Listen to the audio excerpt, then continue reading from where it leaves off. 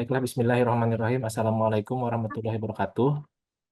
Selamat malam, yang saya hormati Bapak Profesor Dr. Andes Muhammad Isa Irawan MT PhD dan Bapak Arif Wiwisono Eskom MSc PhD sebagai dosen penguji, dan yang saya hormati juga Bapak Profesor Raja Oloan Saud Gurning ST MSc PhD dan Bapak Dr. Insinyur Tatang Ahmad Taufik MSc PU sebagai dosen pembimbing. Terima kasih telah berkenan hadir pada seminar proposal malam ini. Terima kasih juga saya ucapkan kepada Pak Rama dari bagian akademik yang membantu memfasilitasi kegiatan malam hari ini. Baiklah, perkenalkan nama saya Arifin Azhari. Eh, NRP saya 603222016. Adapun judul yang saya akan angkat pada proposal tesis kali ini adalah pengkajian modifikasi Udo Enterprise Resource Planning berbasis cloud pada sebuah perusahaan pelayaran di Indonesia menggunakan model UTAUT. Berikut ini adalah latar belakang saya, biografi. Saya S1 menamatkan S1 di tahun 2004 di Sekolah Tinggi Informatika dan Komputer Indonesia Malang. Kemudian untuk S2 saya menempuh di SMT ITS Surabaya untuk jurusan Magister Manajemen Teknologi dengan bidang keahlian Manajemen Teknologi Informasi dari tahun 2022 sampai sekarang.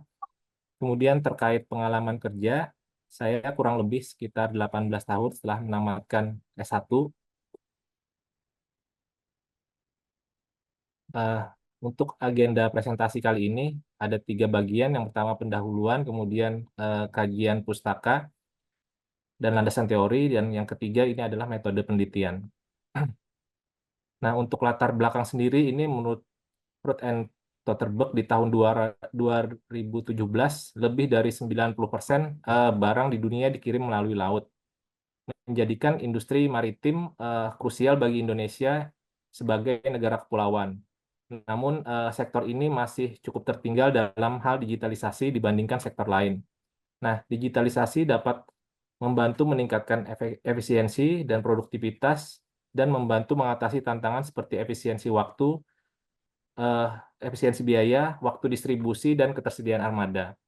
Kemudian transformasi digital juga bertujuan untuk meningkatkan nilai organisasi, ini menurut Raja et al. Di tahun 2023, sehingga diharapkan dapat meningkatkan daya saing perusahaan terhadap kompetitor. Adapun latar belakang dengan skup yang lebih kecil, ini di PT XYZ ini menggunakan sistem informasi lama yang memiliki keterbatasan dan kekurangan. Untuk meningkatkan efisiensi operasional, di sini manajemen di tahun 2022 memutuskan untuk memulai proyek dengan mengganti sistem lama dengan sistem ERP berbasis cloud. Kemudian juga melakukan modifikasi dan kustomisasi juga terhadap modul yang ada dari modul standar, dan juga mengintegrasikan ERP ini dengan sistem aplikasi yang dibangun secara in-house. Di sini juga menggandeng pihak konsultan untuk proses tailoring dan implementasi melalui integrasinya tersebut. Nah, di sini juga apa namanya, pada proses implementasi di sini juga memerlukan adaptasi organisasi dalam penggunaannya. Nah, kemudian yang menjadi rumusan masalah, yang pertama terkait bagaimana tingkat penerimaan dan penggunaan teknologi dari Odoo ERP berbasis cloud, dan apa saja yang menjadi hambatan serta tantangan dalam penerimaannya. Kemudian, bagaimana rekomendasi untuk meningkatkan penerimaan dan penggunaan teknologi dari Odoo ERP berbasis cloud ini di PT XYZ. Kemudian, untuk tujuan penelitian di sini yang pertama, menganalisis faktor-faktor yang mempengaruhi penerimaan dan penggunaan teknologi dari Odoo ERP berbasis cloud, menggunakan model UTAUT, dan mengidentifikasi hambatan serta tantangannya di PT XYZ. Kemudian merumuskan rekomendasi untuk meningkatkan penerimaan dan penggunaan teknologi tersebut. Nah, kemudian dari sisi manfaat penelitian, di sini ada 2. Jadi, pertama manfaat praktis terkait rekomendasi untuk manajemen PT XYZ terkait penerimaan teknologi dan modifikasi Odoo berbasis cloud. Kemudian terkait manfaat teoritis ini eh, untuk memperkaya penelitian terkait penerimaan teknologi, modifikasi Odoo ERP berbasis cloud menggunakan UTauth dalam konteks di perusahaan pelayaran untuk ERP. Kemudian untuk ruang lingkup penelitian, fokusnya ini di PT XYZ dalam hal penerapan modifikasi Odoo ERP dengan jumlah responden sekitar 90 responden dari karyawan kantor darat. Kemudian untuk modul yang digunakan adalah modul yang berkaitan dengan kebutuhan dari PT XYZ seperti CRM, Project Voyage, Docking, Sales, Procurement, Warehouse, dan Finance Accounting. Nah, kemudian terkait studi literatur, ini berkaitan dengan ERP. ERP ini merupakan sistem yang memiliki peran sangat penting untuk membantu mengotomasi bisnis perusahaan sehingga menghasilkan peningkatan di berbagai aspek perusahaan. Nah, di sini ketika kita melakukan implementasi ERP, di sini ada gap di mana sebuah kapabilitas dari sebuah modul standar ERP ini jika digabungkan dengan bisnis proses to be yang sedang berjalan di suatu perusahaan akan menghasilkan ada dua pilihan. Pilihan pertama, apakah prosesnya tersebut mengikuti software atau sebaliknya software yang mengikuti proses. Nah, dalam hal ini di sini ada tiga pilihan besar. Yang pertama yaitu dengan memodifikasi ERP paket standar tersebut dan atau juga organisasi itu beradaptasi mengikuti dengan ERP yang sudah ada atau yang standar. Atau yang ketiga ini membiarkan gap itu tetap berjalan seperti apa adanya. Nah, kemudian untuk jenis-jenis cloud di sini ada tiga, secara umum ada tiga, dan yang akan digunakan nanti ada infrastruktur as service, kemudian sama platform as service. Kedua ini akan dikombinasikan. Kemudian terkait keputusan mengadopsi Cloud ERP, di sini menurut Christiansen, Hadara and Langseth di tahun 2021 ada 4 faktor yang mempengaruhinya. Yang pertama terkait technological context, kemudian yang kedua terkait organisasional konteks, kemudian yang ketiga environmental konteks, sama yang terakhir adalah innovation karakteristik. Nah, untuk modelnya sendiri berkaitan dengan penerimaan dan penggunaan teknologi, di sini akan menggunakan model UTauth. UTauth ini adalah sebuah model yang dikembangkan untuk memahami penerimaan dan penggunaan teknologi dalam konteks organisasi. Di sini ini dikembangkan oleh Venkatesh et al. Di tahun 2003 yang merupakan pengembangan dari teknologi acceptance model yang dikenalkan oleh Davis di tahun 1989. Nah, UTauth ini mencakup variabel terkait performance ekspektansi, effort ekspektansi, kemudian social influence, dan facilitating condition. Kemudian faktor-faktor ini mempengaruhi behavioral intention dan juga behavioral use. Kemudian di sini variabel moderator seperti usia, kemudian jenis kelamin, pengalaman, dan kesukarelaan penggunaan juga mempengaruhi dan diperhitungkan untuk memberikan gambaran yang komprehensif. Jadi di sini seperti terlihat di gambar ada 4 variabel yang menjadi menjadi dasar dari model dari UTauth dari Venkatesh. Kemudian di sini ada model UTauth dari modifikasi adaptasi dari Venkatesh oleh Zen et al. Di sini dikembangkan namun tidak memperhitungkan atau memasukkan variabel moderator. Jadi hanya ada 3 variabel yaitu independent, mediator, dan dependent. Dan ini yang akan digunakan pada penelitian kali ini.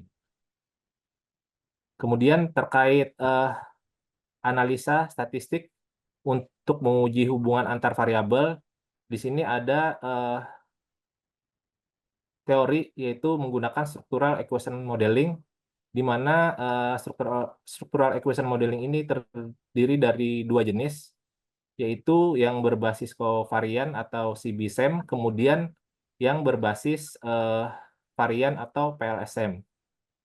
Nah, pada eh, penelitian ini akan digunakan yang berjenis PLSM. Nah, alasannya yaitu yang pertama terkait eh, jumlah populasi atau sampel yang kecil, kemudian jumlah lebih fleksibel dan cocok untuk berbagai jenis data, kemudian validitas prediktifnya juga tinggi, dan ini juga mampu menguji indikator formatif dan reflektif.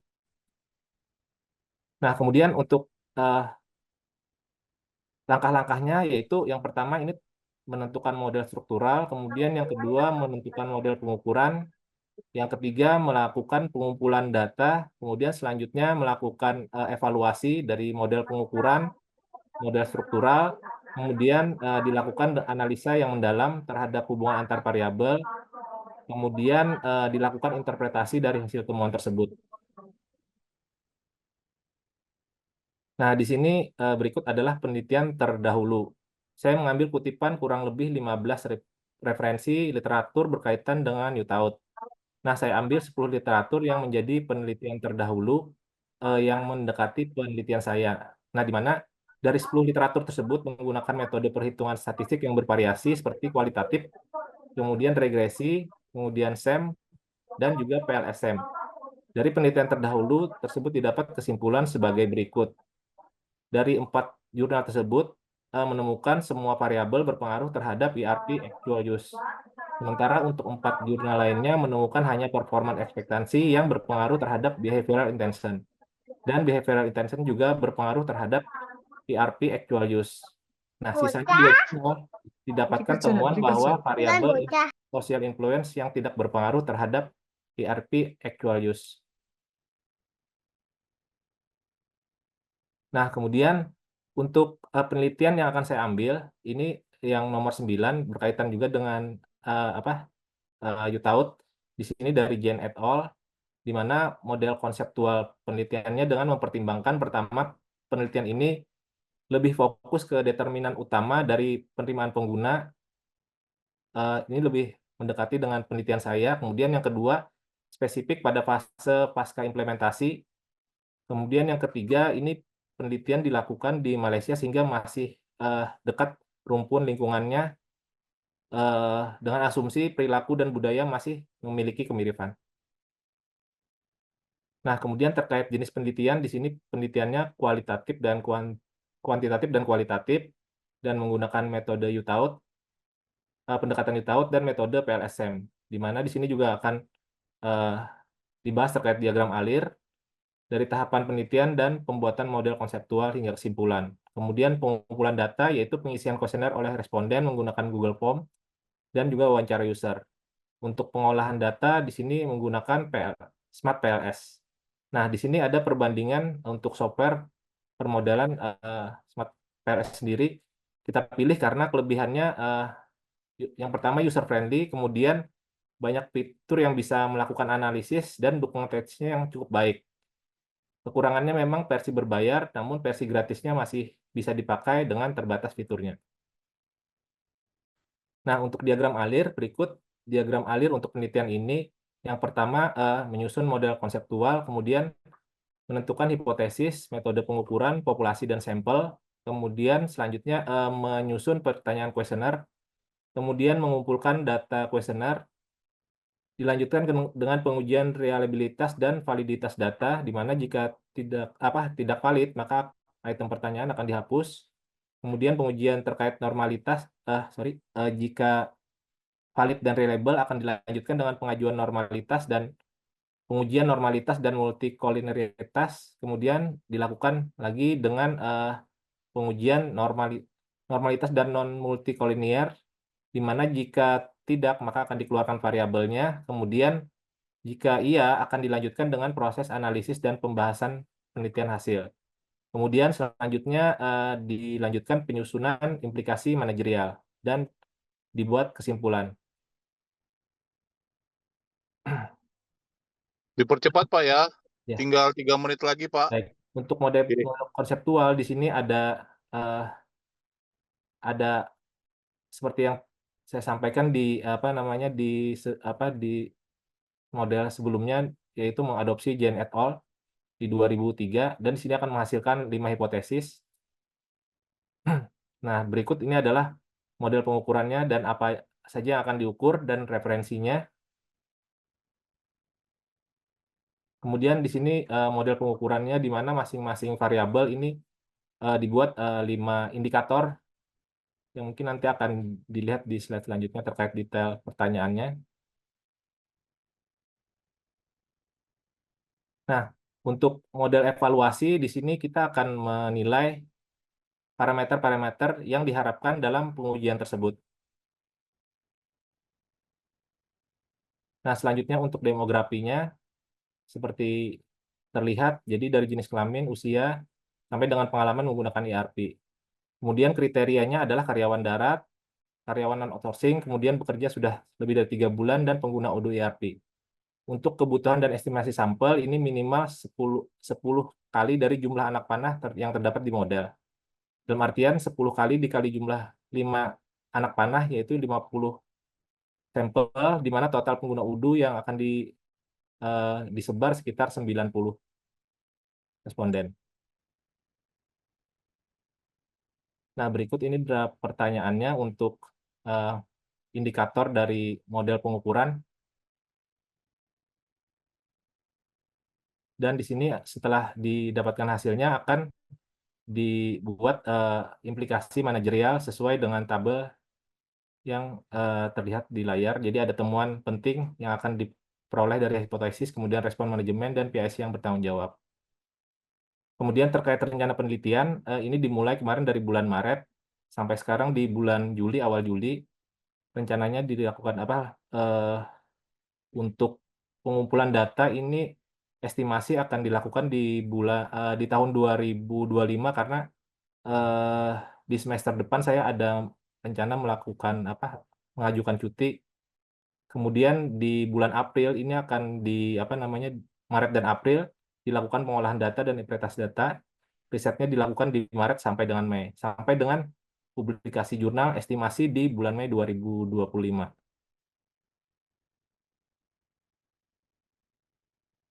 Mungkin sekian Baik. terima kasih dari saya. Eh, Atas perhatiannya saya ucapkan terima kasih. Selamat malam. Wassalamualaikum warahmatullahi wabarakatuh.